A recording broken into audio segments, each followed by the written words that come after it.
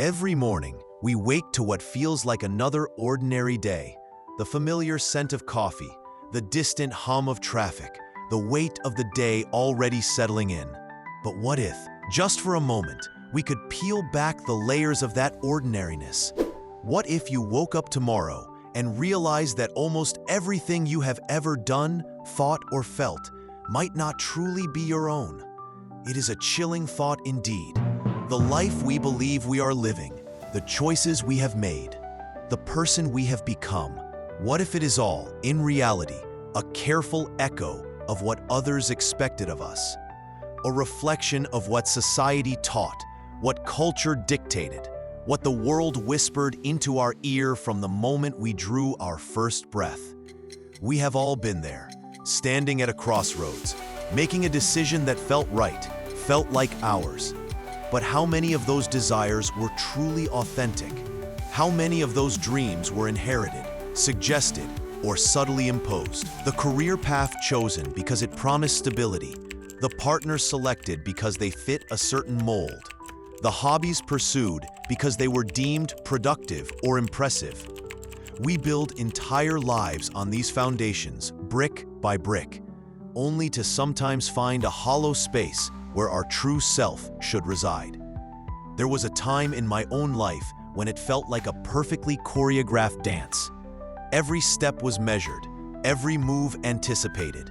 I had the right degree, the stable job, the appropriate social circle. On paper, I was a success.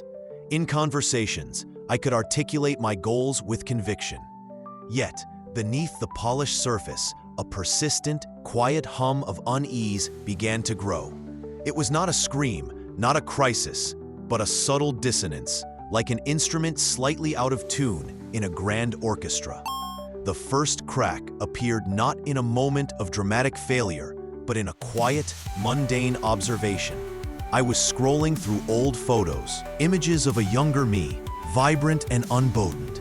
I saw a picture of myself, perhaps 10 years old, sketching furiously in a notebook, completely lost in the act of creation. And then a more recent photo, me, impeccably dressed, at a corporate event, smiling a practiced smile. The contrast was stark. The joy in the child's eyes was raw, unfiltered. The adult's smile, while pleasant, felt manufactured. It was not that I was unhappy, not exactly. It was more insidious than that.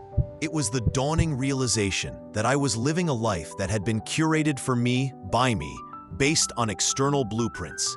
The narrative was so deeply ingrained.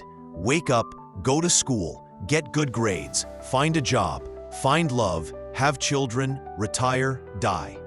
It is a cycle so pervasive, so universally accepted, that questioning it feels not just rebellious, but almost selfish. Who am I to complain when I have so much? Who am I to disrupt this perfectly good script? But the question persisted. If I am following a script, can I ever truly step outside it? The conflict became an internal battle.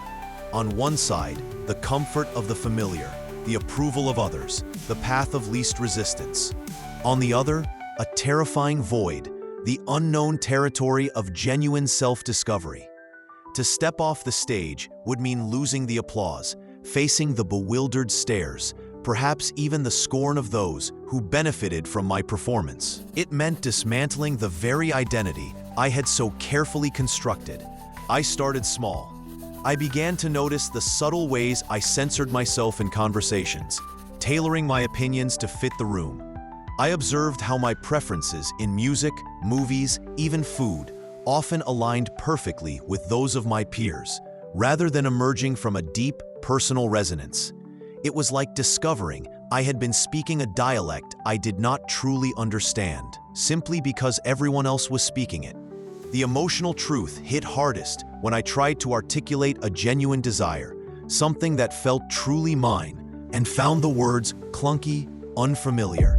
It was as if my authentic voice had atrophied from disuse. The fear was not just of judgment from others, but of the terrifying possibility that there was nothing truly authentic left to discover. What if the script had consumed me entirely? What if the echo was all there was? This internal struggle intensified, becoming a quiet rebellion against my own conditioning. But then, another layer of doubt emerged, a more unsettling question. Could even my acts of defiance simply be pre-scripted? Are we rebelling, or are we performing the act of rebellion that culture allows? Is the nonconformist just another role in the grand play? A predictable deviation that society anticipates and even subtly encourages to maintain the illusion of freedom within its boundaries? This thought was a punch to the gut. It suggested that even our attempts to break free might be part of the larger design, a safety valve for the system. The artist, the activist, the free spirit. Are these just archetypes, roles we step into, rather than truly forging a unique path? The climax was not a dramatic walkout or a grand declaration. It was a quiet, profound acceptance. I realized that the answer was not to find a new, perfect script or to violently tear down the old one.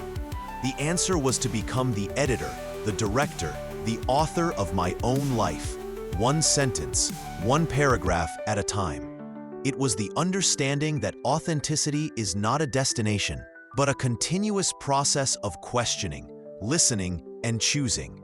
The resolution began with small, deliberate actions. It was saying no to an invitation that drained me, choosing instead a quiet evening with a book that genuinely sparked my curiosity. It was admitting to a friend that I did not actually like a popular band everyone else adored. It was picking up that old sketchbook, not to create a masterpiece, but simply to feel the pencil in my hand, to reconnect with that 10-year-old self. These were not revolutionary acts, but they were profoundly authentic. They were moments where the echo faded and a faint, true note began to resonate. The path is messy, uncertain, and often lonely. There is no clear map, and the applause is often replaced by silence, or worse, by the well-meaning but misguided advice of others. But in that messiness, in that uncertainty, lies a profound freedom. It is about recognizing that the world will always try to shape us, to offer us convenient narratives and comfortable roles. The narratives of success, of happiness, of belonging.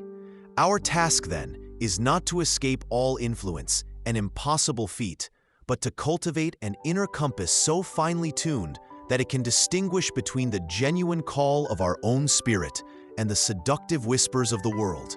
To truly step outside the script is not to reject society entirely, but to engage with it consciously, to choose what to embrace, what to adapt, and what to respectfully decline. It is about understanding that the act of rebellion, if it comes from a place of true self-knowledge, is not a performance, but a declaration of sovereignty over one's own soul. So as you go about your day, I invite you to listen for the echoes, to question the origins of your desires, the architects of your dreams.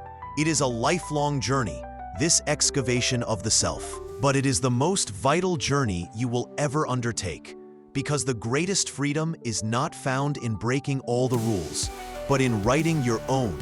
And in that act of creation, you will find a life that is truly, unequivocally your own.